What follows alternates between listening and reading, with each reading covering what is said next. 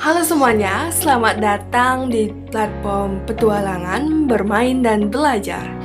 Bersama aku Sugihartini yang akan memandu petualangan kalian kali ini. Petualangan kali ini akan sangat berbeda karena kita akan mempelajari berbagai macam hal yang perlu kalian ketahui nanti. Oke? Pernahkah kalian baca teks pidato? Atau pernahkah kalian mendengarkan pidato?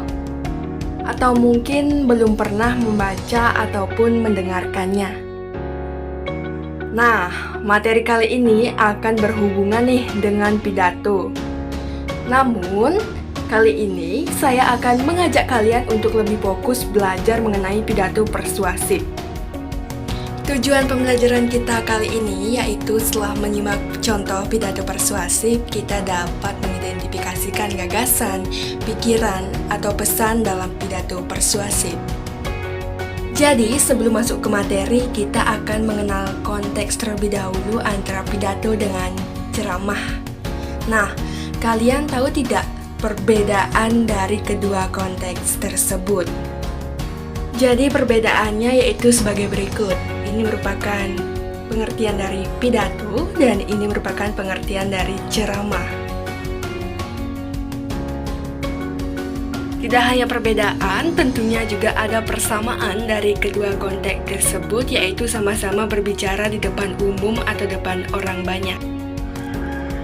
Nah, jika sudah tahu nih kedua konteks tersebut antara pidato dengan ceramah, mari kita menuju ke dunia petualangan yang sebenarnya. Let's go! Nah, jadi aku ada satu contoh video nih yang merupakan contoh video persuasif. Silahkan ditonton dan disimak ya. Selamat menyaksikan. Selalu mencari alasan.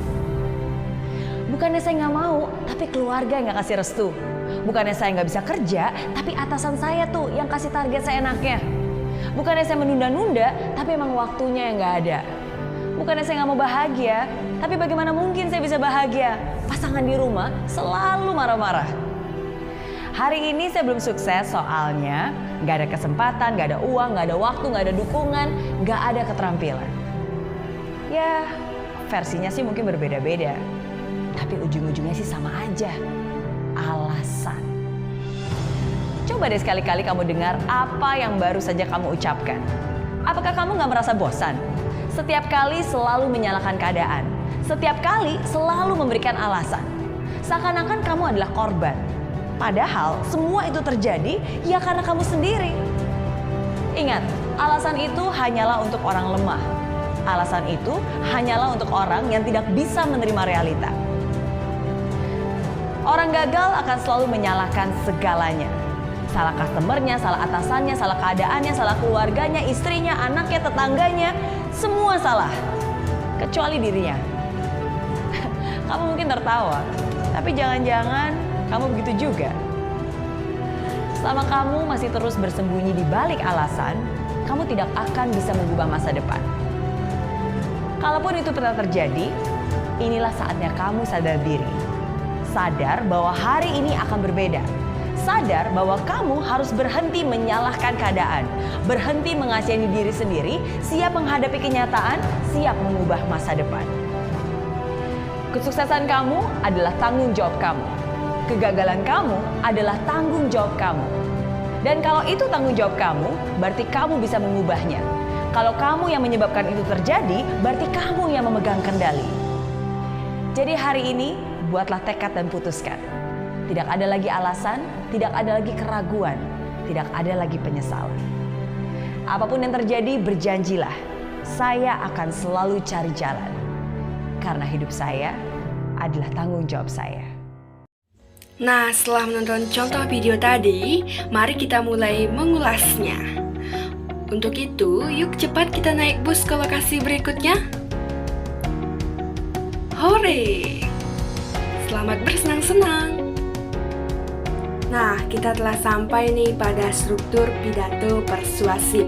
Pada struktur pidato persuasif, bagian pertama ada pembukaan. Di pembukaan juga ada salam pembuka, sapaan penghormatan, dan juga rasa syukur. Pada salam pembuka, tentunya kita membuka sebuah pidato tidak lupa mengucapkan salam. Yang kedua, sapaan penghormatan. Sapaan ini kita gunakan untuk memberikan hormat kepada para pendengar kita. Dan yang terakhir, rasa syukur kita terhadap apa yang telah kita berikan, apa yang telah kita bagi untuk orang-orang agar bisa bermanfaat untuk para pendengar pidato kita nanti. Seperti itu pada bagian pembukaan.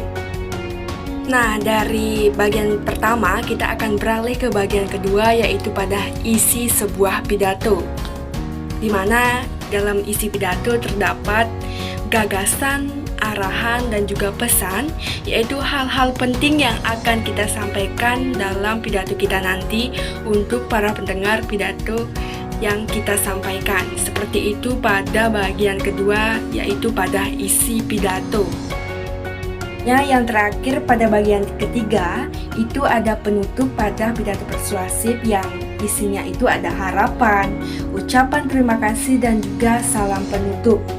Nah, di sini kalian meluapkan semua harapan-harapan yang ingin kalian sampaikan kepada pendengar kalian, dan tentunya tidak lupa kalian mengucapkan terima kasih karena mereka sudah berantusias untuk mendengarkan pidato yang kalian sampaikan. Nah, untuk salam penutup kalian mungkin bisa mengucapkan salam selamat pagi, siang, sore, maupun yang lainnya. Itu tadi pada bagian penutup pidato persuasif. Nah, itu tadi pada bagian struktur yang terdapat pada pidato persuasif.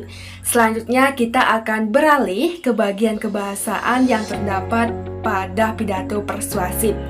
Untuk itu, simak terus video ini dan jangan lupa untuk mencatat hal-hal yang penting yang tidak kalian ketahui. Nah, pada bagian kebahasaan di pidato persuasif tentu sangat banyak bagi-bagiannya. Yang pertama nih ada kalimat aktif. Kalimat aktif juga dibagi menjadi dua, yaitu ada kalimat aktif transitif dan kalimat aktif intransitif. Nah, saya akan ngejelasin sedikit apa itu kalimat aktif transitif dan juga kalimat aktif intransitif. Kalimat aktif transitif merupakan kalimat yang predikatnya memerlukan objek. Sedangkan kalimat aktif transitif merupakan kalimat yang predikatnya tidak memerlukan objek. Seperti itu pada bagian kalimat aktif. Nah, untuk selanjutnya di kebahasaan itu ada kata tugas. Kata tugas dibagi menjadi dua, yaitu ada kata depan dan juga kata sambung. Apa sih itu pengertian dari kata depan dan kata sambung? Kata depan merupakan proposisi, yaitu yang terletak di depan tentunya. Sedangkan kata sambung merupakan konjungsi yang berbentuk argumentatif atau memberikan sebuah alasan. Nah, itu tadi mengenai kata tugas. Nah, selanjutnya ada kosakata emotif. Pada bagian kebahasaan kosakata emotif, yaitu artinya kata kerja yang menimbulkan atau membangkitkan perasaan atau emosi sehingga orang lain bisa tergugah untuk mendengarkan apa yang kita sampaikan, seperti itu.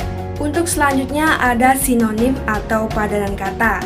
Nah, ini nih juga diperlukan dalam pembuatan sebuah pidato persuasif untuk memperindah kata-kata atau kalimat yang ingin kalian sampaikan dalam berpidato nanti, seperti itu. Dan pada bagian terakhir dalam kebahasaan pidato persuasif yaitu ada kata benda abstrak, yang artinya kata yang menyatakan benda yang sifatnya abstrak atau tidak berwujud.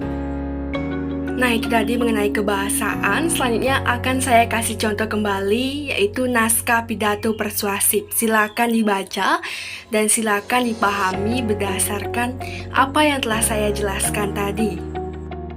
Nah, ini merupakan contoh naskah pidato tentang tema kondisi sosial pada masyarakat.